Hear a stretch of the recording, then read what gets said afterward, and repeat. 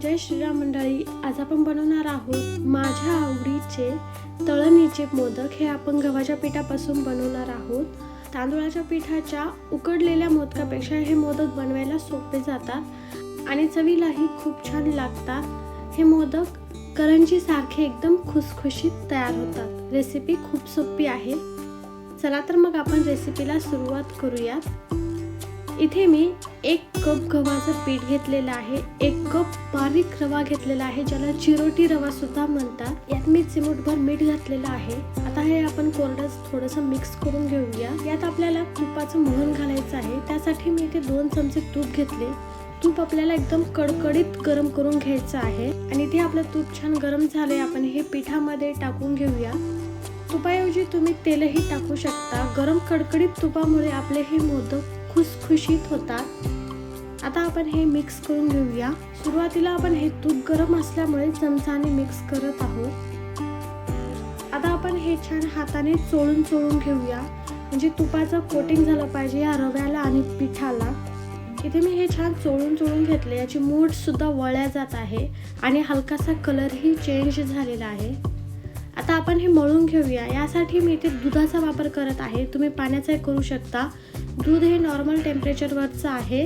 गरम तुपाचा आपण यात वापर केलोय, मग आपल्याला गार दूध किंवा गार पाणी वापरायचं नाहीये। हलकंसं कोमट वापरू शकता किंवा नॉर्मल टेम्परेचरवरचं वापरलं तरी चालते। आता आपण हे मळताना दूध थोडं टाकून घेऊयात, एकदम टाकायचं नाहीये। छान मऊ होईपर्यंत आपल्याला हा गोळा मळून घ्यायचा आहे। हे मोदक बनवताना आपल्याला पुरीसारखं पीठ मळायचं नाही। जसं पुरीचं पीठ घट्ट असतं तसं नाही, चपातीसारखं मऊसूद आपल्याला हे पीठ मळायचं आहे। आणि इथे आपलं पीठ मळून झालंय। हे आपण 15 ते 20 मिनिट झाकून ठेवूया। 1 कप दुधातलं 2 चमचे दूध इथे उरलेलं आहे। इथे आपले 20 मिनिट झालेले आहेत। पीठ खूप छान मऊसूद झाले। दूध सगळं ॲब्झॉर्ब करून घेतलं, कारण यात आपण रवा वापरलेला होता। आता यात स्टफिंग म्हणून मी पुरणाचा वापर करणार आहे। चणा डाळीचं पुरण मी आधीच तयार करून ठेवले होते। याऐवजी तुम्ही गूळ खोबऱ्याचा वापर केला तरी चालते। आता इथे मी छोटासा गोळा घेतलेला आहे पिठाचा। याची आपण पारी बनवून घेऊया। हा गोळा तुम्ही लाटून पण घेऊ शकता, पण मला हे असं सोपं जातं त्यामुळे मी हातावरच बनवते। थोडंसं स्प्रेड करून परत मी हे पातळ बनवून घेते याच्या कडा। आता आपण या मोदकाच्या कळ्या बनवून घेऊयात। खूप सोपं जातं गव्हाच्या पिठाचे मोदकाच्या कळ्या बनवणं। एक बोट आपल्याला आतमध्ये टाकून बाहेरच्या 2 बोटाने आपल्याला प्रेस करत जायचं आहे। जवळ पण तुम्ही हा कळ्या बनवू शकता। मी इथे थोडंसं दूर बनवते। तुमच्या मनाने तुम्ही 11, 21, 5, 9 तुम्हाला जसं जमतील तशा त्या कळ्या बनवू शकता। आता यात आपण ह्या पुरणाचं सारण भरून घेऊया।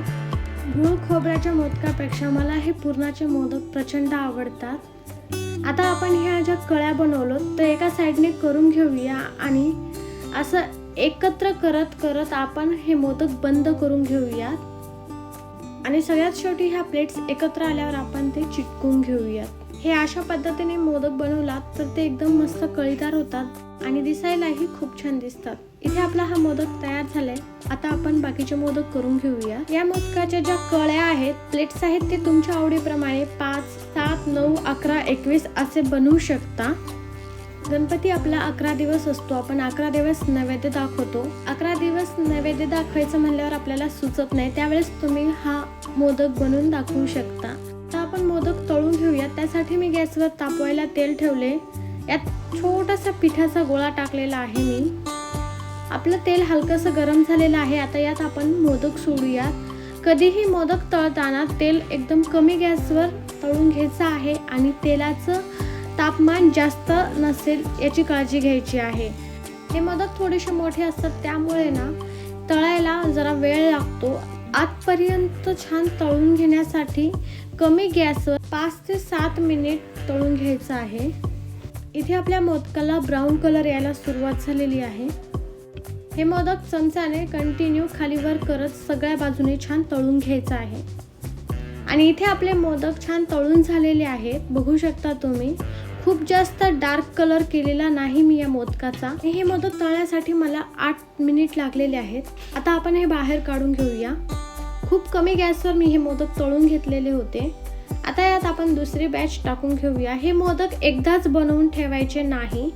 जितके आपल्याला मोदक तळायचे आहेत तितकेच आधी आपल्याला मोदक बनवून ठेवायचे आणि मग तेवढे तळून झाल्यावर परत दुसरे मोदक बनवायचे आणि परत ते तळायचे.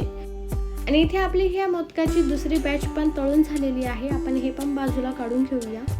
आणि इथे आपले पुरण टाकून बनवलेले गव्हाच्या पिठाचे खुसखुशीत मोदक तयार आहेत. मस्त दिसत आहे आणि खूप छान झालेले आहेत. आता आपण हे मोदक तोडून बघूया. बघू शकता हे किती सहज तुटल्या जातात. यातलं स्टफिंग खूप छान दिसत आहे. मोदक आतपर्यंत तळला गेलेला आहे.